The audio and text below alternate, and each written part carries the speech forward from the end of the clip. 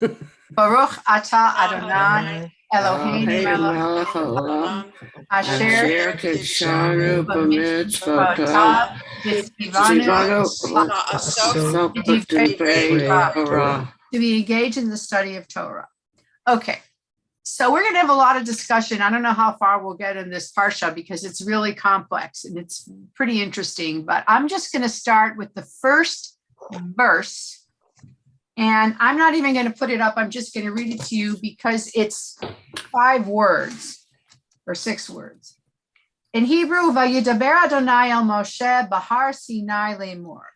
And God spoke, and the Lord spoke to Moses on Mount Sinai, saying, that's it. Okay, so if you're following the Torah, this is in the middle of the book Leviticus. They've already built the Mishkan. They've already gotten all these sacrifices. I talked about everything. Suddenly we're back to Mount Sinai. So my first question is, why do you think that this whatever's coming needs to be coming from the time of Mount Sinai? That's my first question. And my second question is, why is this thing from Mount Sinai in the middle of the book Leviticus? And why did the rabbis, and if you don't think that this is totally, verbatim from Sinai, that this every word from the Torah came to Moses at Sinai, why did the writers decide when the rabbis were organizing this, it's the same thing. Why Mount Sinai? Why in the book of Leviticus is my question. What do you think? It's Behar. It's Behar. Yes, not Amor. Amor was last week or whatever. This week's Behar. No, that's what I have. It's Behar. You're telling me it's wrong? Are you positive? We did Behar already? We're past Behar? I looked at Amor is before Behar. Yeah, well, no, we did Amor last time. No, we've done them. No, it's Behar. Well, not according to Chabad and not according to what Stanley did this morning. I looked at Chabad and we're doing Behar. Go ahead, it's fine. Something's off. We're doing Behar. That's what I looked it up in 3 places. It said it was Behar. Okay. And we've done Kedoshim already. Yes. Well, and then Amor. I know we did Amor because I gave a Dvar Torah on Amor. Okay. Well. Okay. Okay, so let's go back. Why do you think that it takes place on Mount Sinai? Why do we need to refer to Mount Sinai? Oh my God, hold on. What happened to me? Just a second. Okay, go ahead. Cindy. Well, as we know, first of all, the Torah is not specifically chronological, that things kind of go back and forth. But I think that it presents it more as a spiritual experience at Mount Sinai rather than a specific giving of the Torah experience. But why do you think, okay, what we're going to be hearing about is the laws of the sabbatical year and the Jubilee year. So why would one have to say this? Why would we need to remind people this came from Mount Sinai, this information? Penina, and then Lorraine. Yeah. You're muted. Sorry. Okay, they're already in the country now. And what country? They're in the desert. In Israel already. No. They're getting how to walk the land? Yes. No, they're in the desert and they're getting this information about. They're about to get in. So now they have to learn. They haven't even done Vamidbar yet. they haven't been 40 years, nothing. So it's not true because we haven't even gotten to Bamidbar with the spies and then them saying you're going to be wandering. When they get the laws how to handle the land, it's already, they're not going to be in the desert. They're going to be in the land of Israel. They have to become farmers. But this particular law is going to connect how to walk the land would become a part of the commandments because they want them to connect ties to Okay, but form why are we doing it now in the middle of Vayikra, in the middle of all of these sacrifices and in the middle of all of this? Because like you said, like I don't know her name, Cindy. Like Cindy said, there is no mukdam or meuchar b'Torah. There is no early and no late in the Torah. This is something that needed at the time to be told or to be to guide them into it, because they're about to become now farmers. The whole idea was to connect them to the land. If you are a nomad, it's not going to happen. But everything that they're learning, if they are not going to say that it came from the Sinai, they are not going to give it the same importance. All right. Okay. They need to have that spiritual involvement, that things will be not just physical. They shouldn't forget that it's all a present from God, that it's a gift from God. Okay. Lorraine, because I don't want to go forward. Lorraine. I think it's in alignment with all of what you say. It's very simple for me. It's a reminder. Exactly. It's a reminder of the fundamental commitments that we have. They've had some experiences by now. They have done different things, but they still need to be reminded, just like I still remind my 8-year-old, you need to brush your teeth in the morning. I still do that. The Israelites need to be reminded about their commitments. So I have another question. When the rabbis put together the Torah, and you're right, it was in different order and there were different books, and they made a decision which chapters went where. It didn't necessarily, when it was first what's called codified and written down. And so why wouldn't this whole thing about the land have been a lot closer to when they were entering the land? This is not close. This is 40 years beforehand. And they knew that when they were putting it together. So why are they telling them now when they're, just built the Mishkan, they just starting, they don't know how long it's going to take to get there. Why are they telling them now? Why isn't it placed in the Torah closer to when they're going to be farmers, do you think? Any ideas? Okay, Penina. The same way that they got the 10 commandments of how to treat each other. Those are going to they're going to apply immediately. They're going to apply those immediately. This is like way down the line. So why here? Why now? Have you any ideas? No, I don't. I just think, like I said before, that there ain't mukdam or meuchar b'Torah. Right. Things are being said to them, the order that maybe Moses was thinking about it. Okay. The target was there. They knew that they're going into the land. So, so they have to start learning about it and teach their children what to do. Okay, Mara. So I think two things. The first is the Torah is personifying the land and reminding the Israelites that it isn't just every person that matters, but it's everything that God created that matters. And then secondly, I think it's teaching us about the importance of counting. Oh, that's interesting. Because we're moving into counting 6 years, counting the Jubilee. Right. And it seems to me that it's an affirmation of the importance of counting in a variety of ways. So here it's the land. In other ways, it's counting our blessings. And so those are all important enough to occur at Mount Sinai. And it's a connection to Shabbat. Shabbat too is a time to rest, and the land is supposed to rest in the 7 years. I know, but we haven't even gotten to the law yet. But you're right. But Douglas, you had a comment that you put in that you want to share. Say something. You can't hear me? Oh yeah. Well, I'm very hard of hearing, so even with earbuds, it's still. I don't get every word. Oh. I was just saying it's in this spot because the authors wanted to keep all the laws in one place. Well, that's interesting too. So all of these are very, right, of course, good, right, true. And it's interesting in the Eitz Chaim, which Susan, you usually have like right there, they talk about that what they're about to propose is a very utopian idea. And it's going to be about not only, and we're going to see, resting the land, but returning the land to its original owners.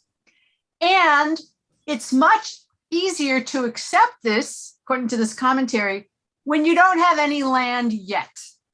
In other words, you don't have any land. It's a beautiful idea. Oh, okay, that sounds good. My loans will be forgiven. I'll be anything. The land, there's nobody owns land yet. There's no holdings. So there's no possessiveness yet. No greed yet.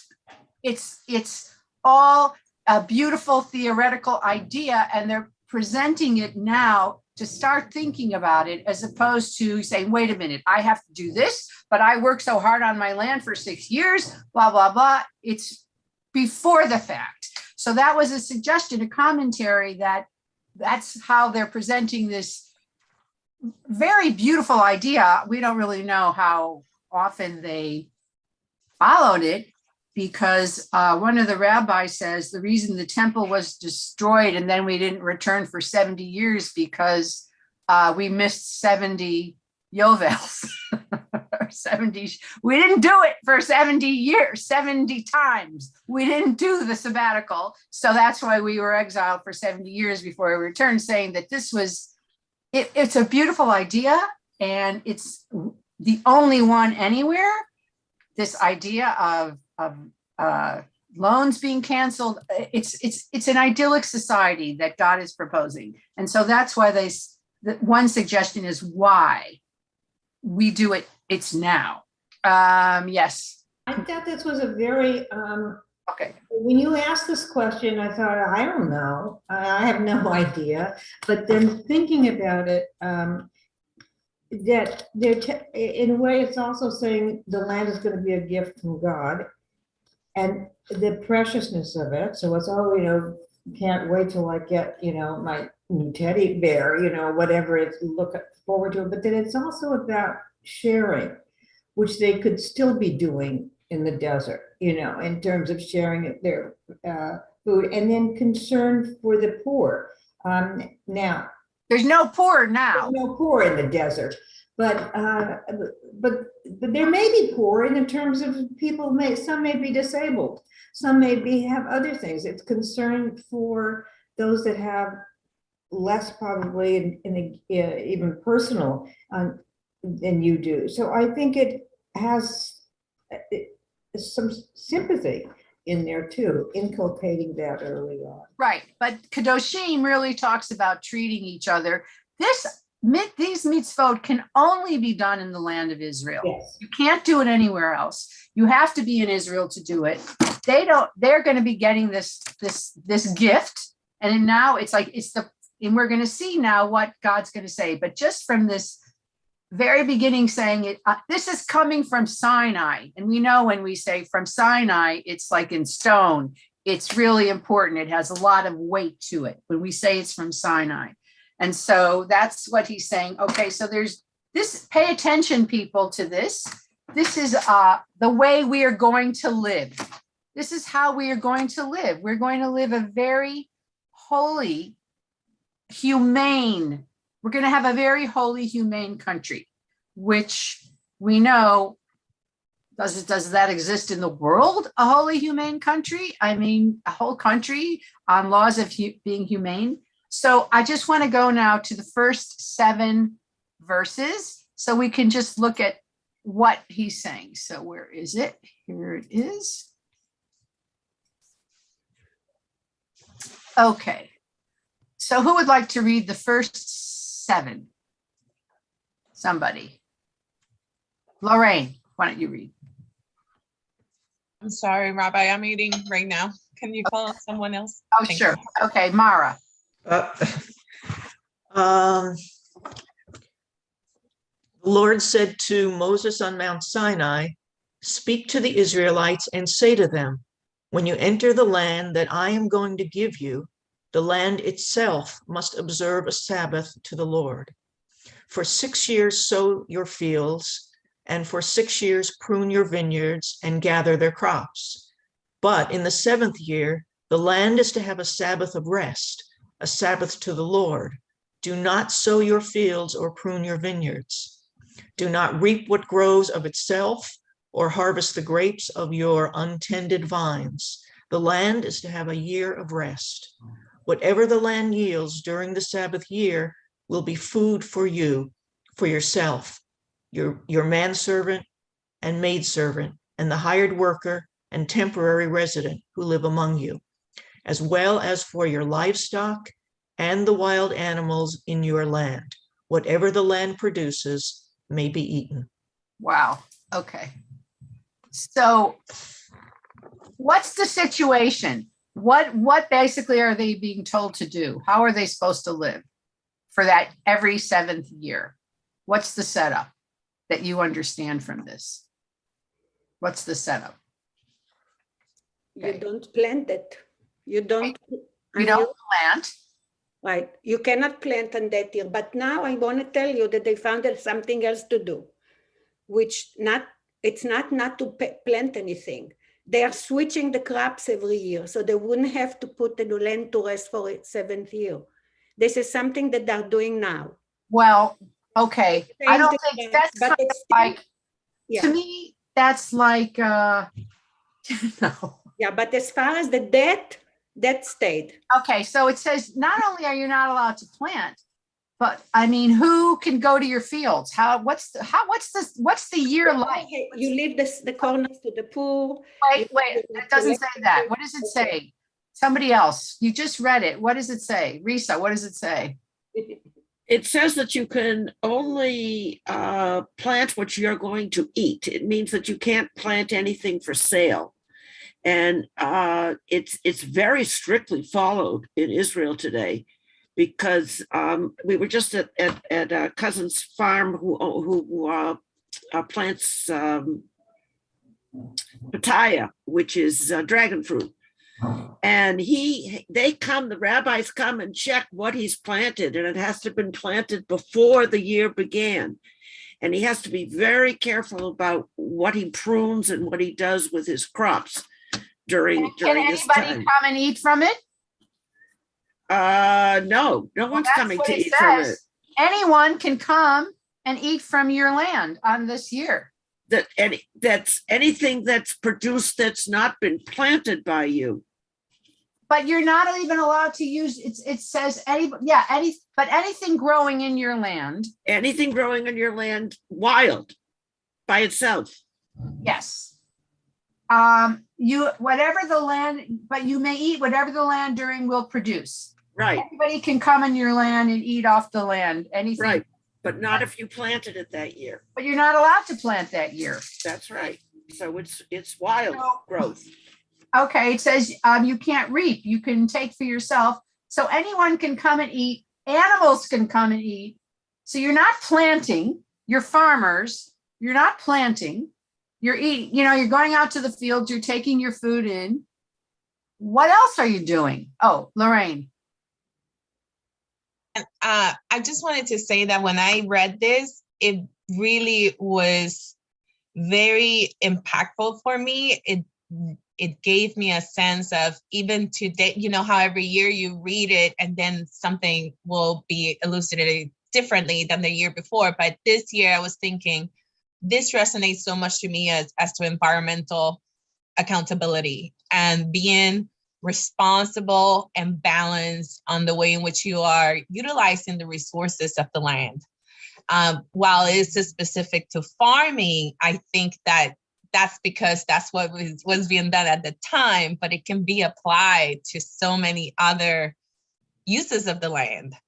And just that idea of allowing for restoration is just incredibly important these days, actually, as it was at the beginning of time. Yes, you're absolutely right. I mean, it is ecologically to let the land be fallow and replenish itself with its minerals, with everything. natural growth is very insightful, to have this idea. But the extra part is not only you're letting it, but anybody can come on your land and pick some of your fruit and pick some of your grain, and if they're hungry. So there's a consideration here, and your slaves, your servants, anyone, your land is resting, but it's also allowing us, people who may have been hungry for the previous 7 years, to have some more economic or food stability. So Does it that's really mean anyone? It means people who are tied to that land. no. It's It's male and It female. could say anybody. the hired and bound laborers who live with you. Oh, you're right. Okay. Right. People who live on your property. Only the ones who live there. Right.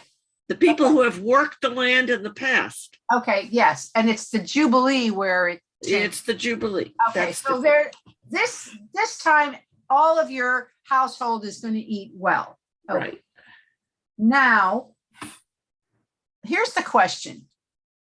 What do you suppose they were supposed to be doing in that year, when they're not planting and they're not harvesting and they're not working, basically, like they do any other year? So what are they supposed to be doing? Reading Torah. Well, yes, Rav Kook says, Rav Kook was the first chief rabbi of Israel when it was still Palestine in the 30s and 40s, and he was a Zionist. He lived in Israel. He said, this is really a spiritual rest. It's for you to replenish yourself, to take time to study, and maybe imagine if workaholics and CEOs and these people who work all the time and never have time for their family, their friends, or their health had to take off a year every 7 years. Imagine that. I mean, psychologically, physically, emotionally, spiritually, you're supposed to be tending to the rest of your life, the other parts of your life, not just the money, not just the finances. So that is the idea of, in these 7 years, every 7 years, it's a complete. Okay, what else does it say what about this line? When you enter the land, I will give to you. What does that imply about the land? It's a gift, Enter the land that I will give to you. a gift from God. Right, exactly. That this is really, that the land belongs to God. Actually, what did I read? I read so many commentaries that the land doesn't belong to the people of Israel. According to this one commentary, the people of Israel belong to the land. They belong to the land. And so they have to tend the land and nurture the land and cherish the land. And it's not yours. It's your part of it. It's a very interesting psychological twist to think of the land of Israel like that, But wasn't that with Adam? His job was to tend the land. Yes, it was his job, and take care of the animals and be a steward. But it didn't say that he belonged to the land. This land, we belong to the land. The land, it's like we don't keep the Shabbos. The Shabbos keeps us. It's the same idea. We don't own the land owns us, or the land, we belong to the land, which is why we have such a, spiritual, emotional, rational almost love for Israel and connection to Israel. If you're a Jew, it's something, it's a poem, it's a piece of poetry and a prayer and a dream, as well as a literal physical place. Yes, Nina. I have also an idea now, it just dawned on me that it might have been a lesson that what happened in Egypt isn't going to happen to them in Israel. Because when they had the 7 years of famine, they were prepared for it and they stored up the wheat and people came from all over to buy it. So now it's a lesson, you should store it, the same thing that happened there.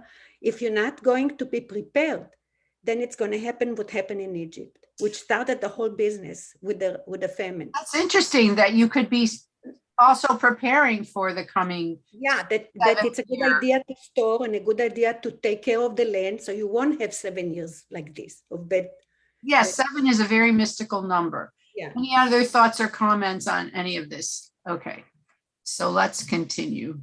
So now, okay, well, that's fine. That's where am I here? Every 7 years. But then what about 7 times 7? Okay, so verse 8 through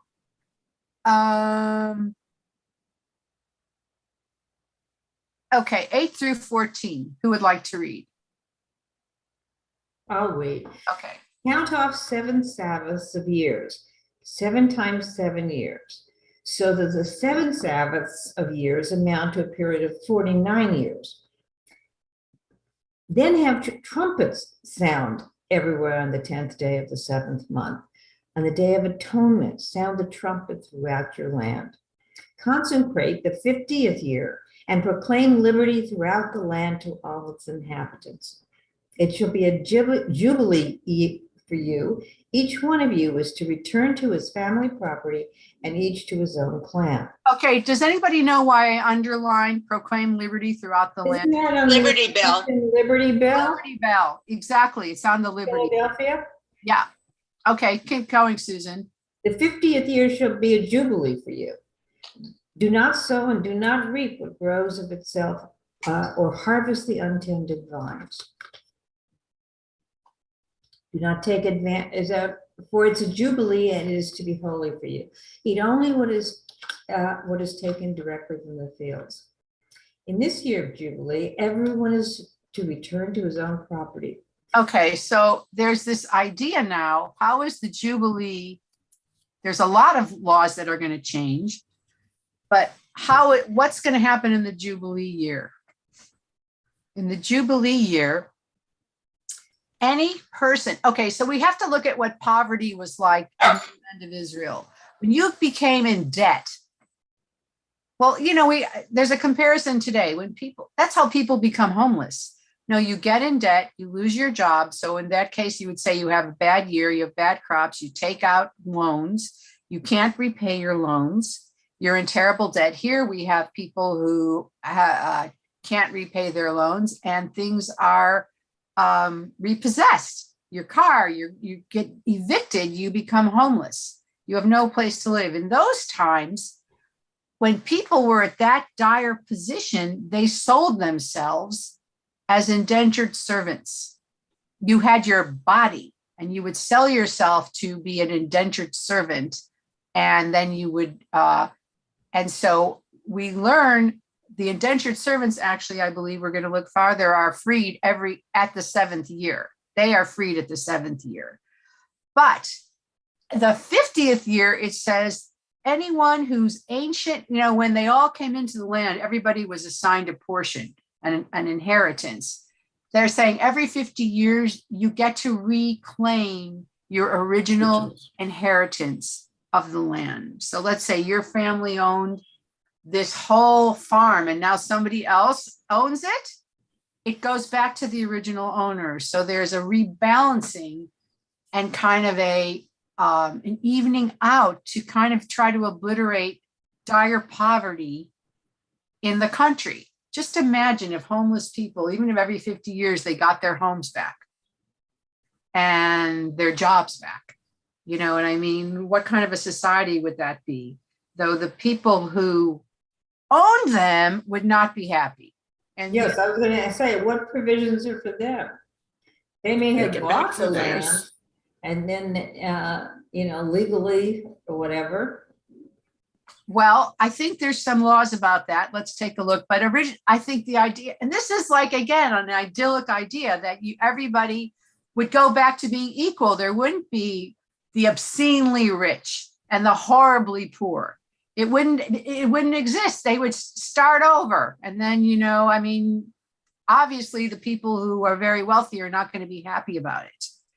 But what if they're not, what if it isn't that, that level, that dichotomy of very rich and very poor? What if it was like the middle of the road group, the middle class, and except for the poor? What happens to the, I'm just thinking like a shop owner who has put his life into his work, in this case, the farmer.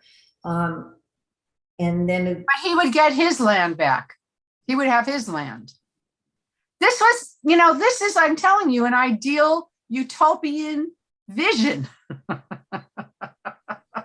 I know maybe they do Shemitah in Israel, but I doubt if they do Yovel in Israel. I doubt if they do the Jubilee in Israel. I don't think so. Yeah.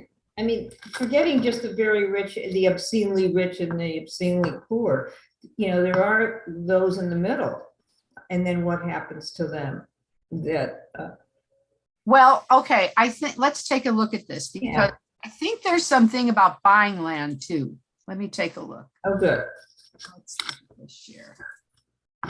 Okay, I'm going to move this over. Oh no, this is just a whole other thing. That's it. Everyone is to return to his own property. It's kind of socialism, Kind of. It's socialism. It's like, okay, you just can't ever get that rich. Or if you do, I guess it'll be something you can take with you to your land. You'll have to figure it out, but everybody's going to be able to start new. That's the law here. Then it says, if you sell land to one of your countrymen or buy any from him, do not take advantage of each other. You are to buy from your countryman on the basis of the number of years since the Jubilee, and he is to sell to you on the basis of the number of years left for harvesting crops. So that's interesting, Susan. If you want to sell your land and the Jubilee is in 2 years, which means it's going to revert, you can't ask for too much money because that person's going to have to give it back in 2 years to you if it's your land. Yeah. So it's interesting the way this is like thought through. When the years are many, you may increase the price. And when the years are few, you are to decrease the price because what he is really selling you is the number of crops. So there's this idea that you have to be fair. I love this idea. Do not take advantage of each other. And then again, do not take advantage of each other, but fear your God. I am the Lord your God. So let's just talk for a minute about that. Okay, it says it twice. Why do you think it says it twice? And why does it say, don't do that, but fear your God? What do you think? What's that saying, do you think? Well, there's some laws that are on the books, civil laws. And this is one that has some slippage to it, like fraud does, in the sense that this person may not be tried in a criminal court unless it's actually really wrong. But in this case, I think it's fear your God, do what is right in God's eyes, so that you will not be punished by God, or you will conversely be seen favorably by God. So, I also have this theory: when anything is emphasized more than once, it's because people are doing it. Yeah. They're doing it. They're taking advantage of each other. And so, it's reminded, do not take advantage of each other and be fair in your business practices.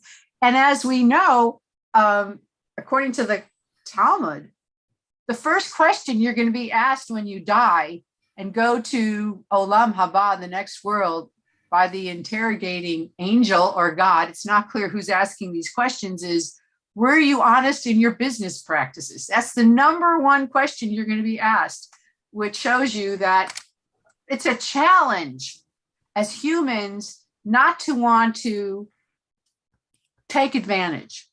And there's a big question. Okay, so here's another thing. Does this bother you?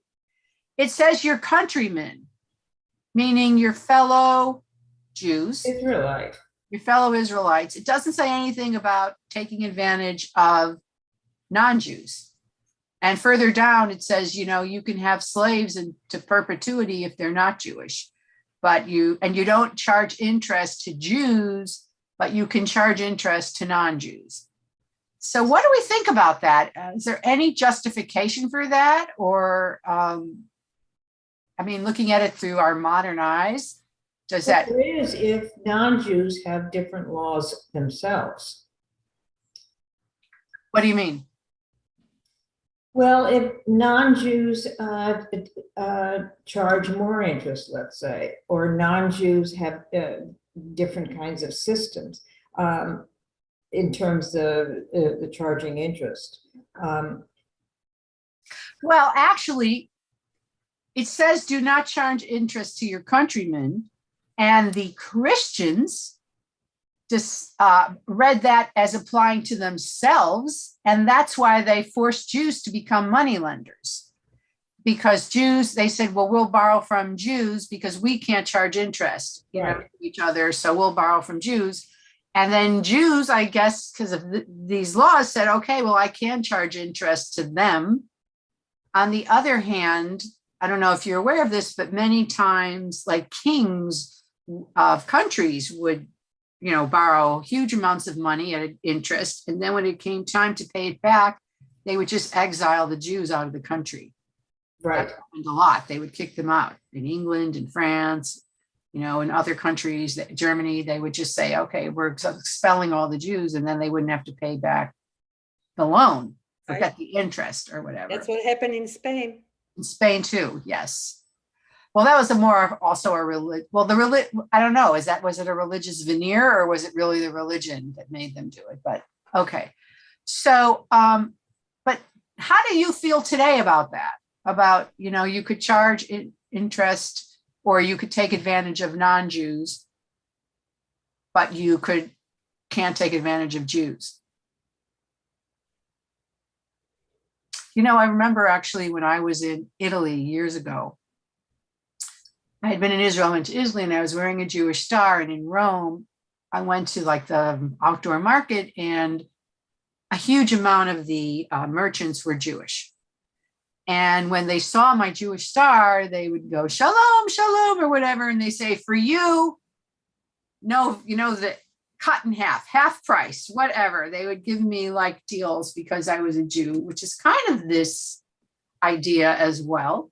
And what do you think about that? Is that okay or not okay? Or are we allowed to favor our fellow Jews over others? So why not? There should be, and our vision today is that it shouldn't be, but there should be a concern, they say, of circles of your family first, the wider family, and then mishpacha. And first of all, you don't know whether that's true or not, whether they said it for you, it's going to be a reduced price. Oh, that's I mean, they could be saying that to Gentiles too, and then, oh, great, a reduced price. But that, and then you have a widening circle. There are those who are very concerned about the whales and everything, but not about their own families. And I think in order to develop a sense of family and of community and of belonging, you do, it's okay. Okay, but now I think about, I'm going to be provocative. In Hollywood, there's a lot of Jews in Hollywood. I worked in Hollywood for 25 years. And do you think it's fair that if people in Hollywood give Jews the priority jobs or this and that over non-Jews just because they're more comfortable with them or they want to help each other? Do you think that's okay, Mara?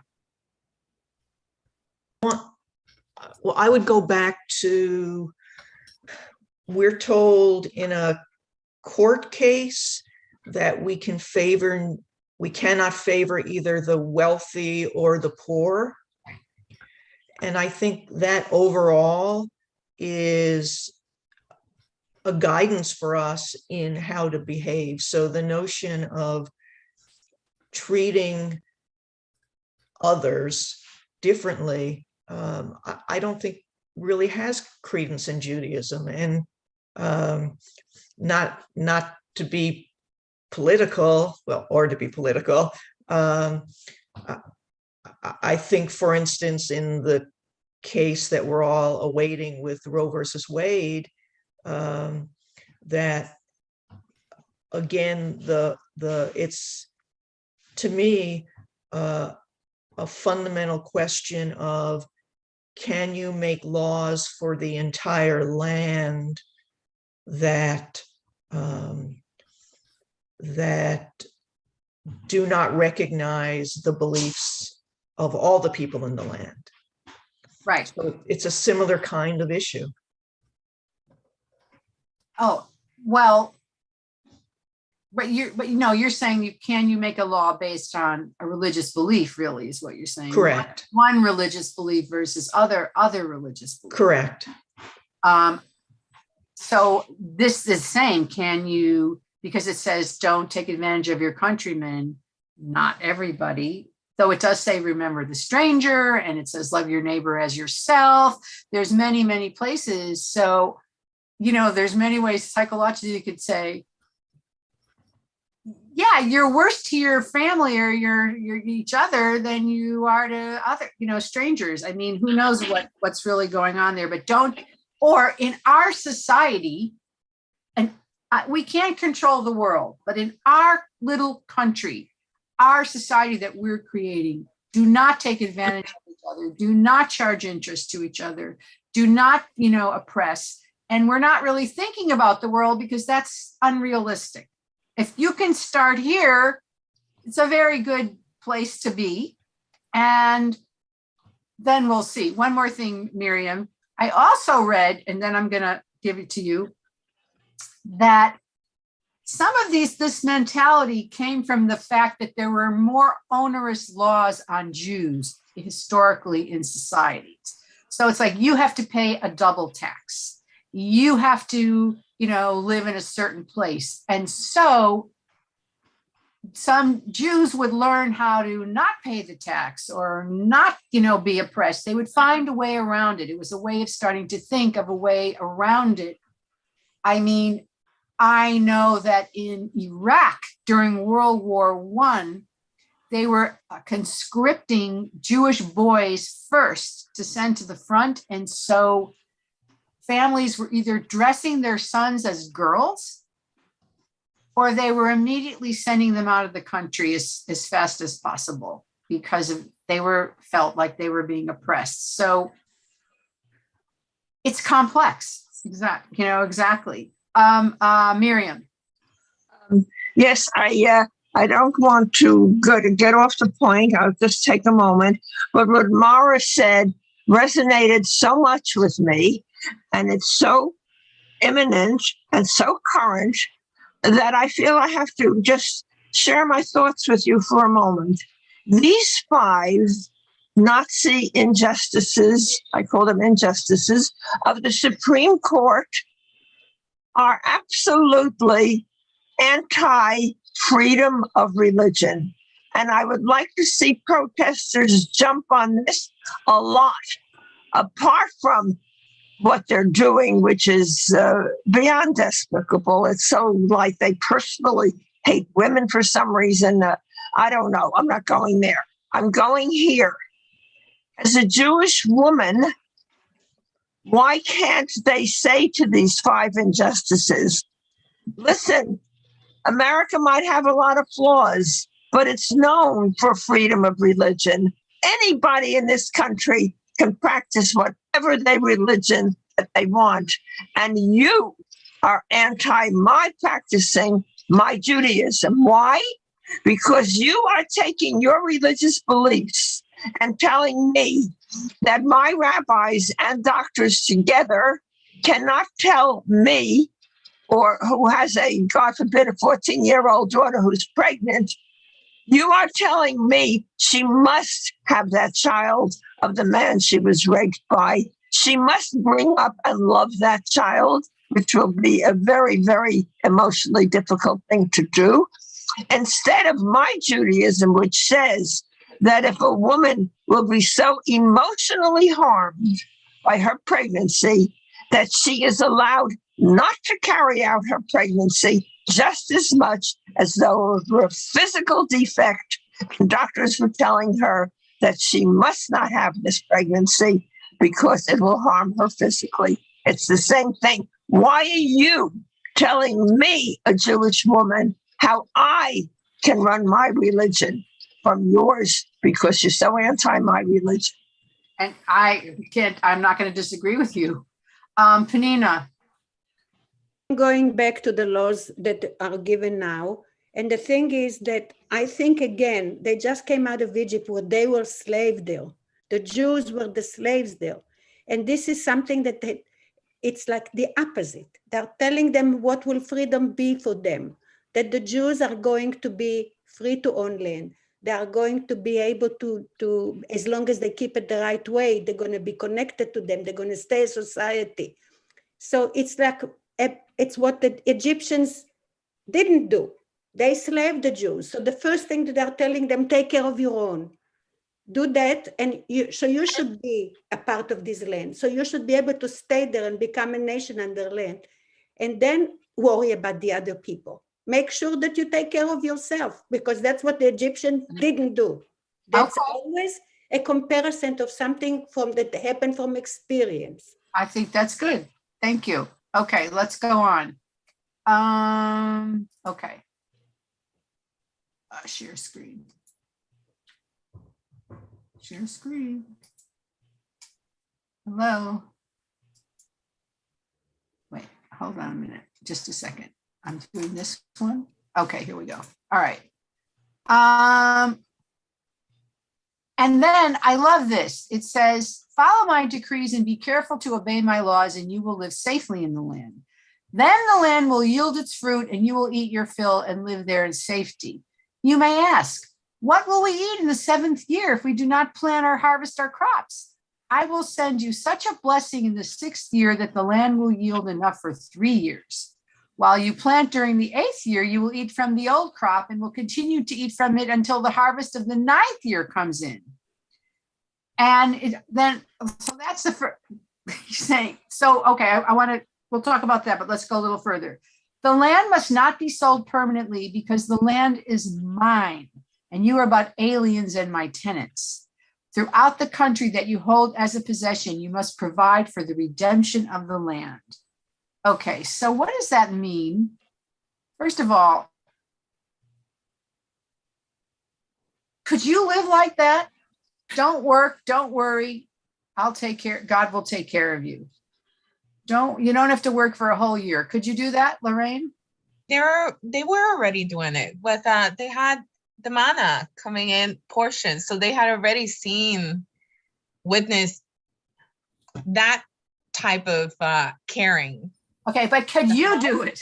Oh no, personally, I don't know if I will have that much faith. I mean, I would like to get to that point, but yeah. I mean, do you think a farmer? That's asking a lot of a farmer. There'll be no famine, no drought. It'll be beautiful rain. I will bless you. I will take care of you. And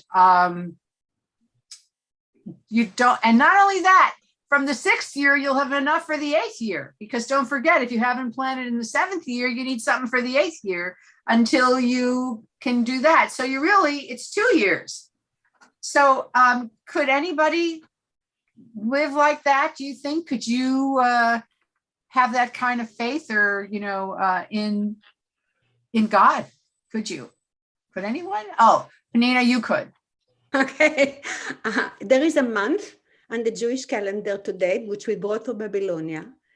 We adapted the Babylonian calendar. The month of Adar, where Purim falls on it. In Aramaic, it means Adra, and Adra means a barn. This is the month they're supposed to fix the barns, build barns. Why do you do that? To store. And there is a special barn, the word barn. Barn, a barn that you put wheat in, the barn that you save your stuff. And it's a whole month that it's called Adra, which means fix your barns, get ready. So everything is not that in the air, and it's not just all mystical. They were very practical, but it takes time to teach people how to do this. So it's a process. I always say that the whole thing is a process. They attach the whole thing also to make it also spiritual. So you cherish whatever you do. You give it more importance because it's also connected to you being, to staying wherever who you are, so you won't be taken away and become slaves and have this pleasure of building and doing and fixing and storing a whole month. Okay, so you're saying that people were storing and preparing for the Shemitah for the sabbatical year, which I don't disagree with, but there's also this spiritual level saying also the land is mine and you are sojourner. It's You're always just connected to visitors on the land. You're living here, but it's not your land. And this, if we, who has that philosophy really? The Native Americans.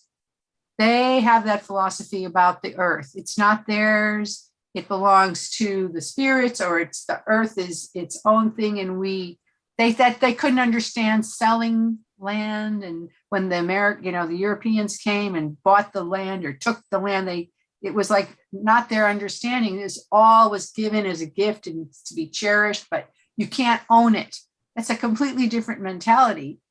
And it's kind of by, you say, Susan, what about the people who had the shopkeepers and they built this and everything? They're saying it's not yours. It's a mentality that we as Westerners, very hard to comprehend, this kind of idea that it's not our land and I give it back and it's okay and I'll get my land back, but it's all alone. It's all alone. And it's all just, God's blessing us with it, but it doesn't really belong to us. It's a very elevated concept of a way to live and a way to conduct your life, which is not that easy. But there's this also idea of being blessed. Like there's this incredible comfort in God saying, don't worry. If you live a righteous, kind, generous, just life, I will bless you.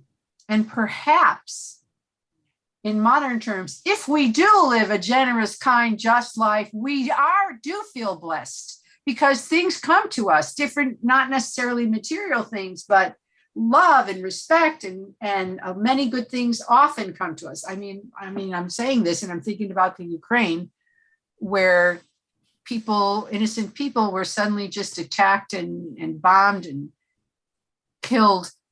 And what were they doing? And yet, what's interesting is the outpouring from the rest of Europe toward the Ukrainians has brought out things in people that I don't think they were doing on an everyday basis. I have a friend who's Polish, and she lives here, but her sister lives in Łódź. They pronounce it Łódź. It's Lodz to me, Lodz. And she said her sister took in a family.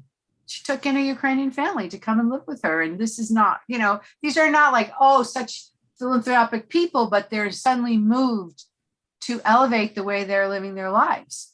So it's very complex, but the text is saying, if you live this way, don't worry, you'll be blessed and I'll take care of you, whatever that means. Risa, what do you want to say? It's making me think of kibbutzim. Yeah. And they don't own the land and they're not allowed to own the land. It belongs to Kakao. And the same silliness in Jerusalem, where people live in apartment buildings, but they can't own the land under it because it's all owned by the church. So people live that way. It's just making me think about what does that mean to these people who are farmers on a moshav or on a kibbutz. They can't own their land. Yeah, they do too. No, When moshav, they closed the kibbutz, they Kakao divided owns the the land. land among the members. They did. They divide the land. I have my girlfriend. She has a sister. She lived in a kibbutz. When the kibbutz decided to be not a kibbutz anymore, she owns a piece of land and she lives on it. okay, but that's not It's no longer a kibbutz. not a kibbutz, but That's the what we're talking about. kibbutz, Yes, in a kibbutz. and It's not not a kibbutz anymore. no, but when it was Yes, but now they divided the land, so it's not a kibbutz, but kibbutz. it started out to be a kibbutz. Right, but when it was a kibbutz, you didn't own the land, but not only, but beyond that, you all took care of each other. Some people Yes. for everybody. Some people watched the children for everybody. Some people, I lived on a kibbutz. We did the laundry for the whole kibbutz, or I worked in the fields for the whole Right. kibbutz. It was Right. a whole It's- different way of Of viewing living. your life. You know what I mean? And so, Yeah. But Yeah. that's not true on a moshav, and they don't own their land either. well, Right. maybe they do now because they They turned into like everybody else. It turned into a cat. Right. Well, that was an hour. We hardly got through this. I mean, this is the kind of thing where you have to study it every day for a little bit, but it was so nice to talk to you about this and this idea. I mean, it goes on and talks about loaning, don't have arduous interest, and don't oppress your neighbor. And if a person is a slave and you can, an indentured servant, you should redeem them. Any family member, if you sell yourself as a servant because you don't have any money, and it's for 6 years, but anybody in your family can come and pay off your debt and redeem you at any time, and you have to be let go. So they're saying, redeem your people, redeem your people. So that's this whole idea that we're all responsible for each other. Kol Yisrael arevim ze lezeh. All Israel is responsible one for the other. So it was lovely to see you. Shabbat shalom, everyone. Shabbat shalom. Shabbat shalom. Next time. Bye.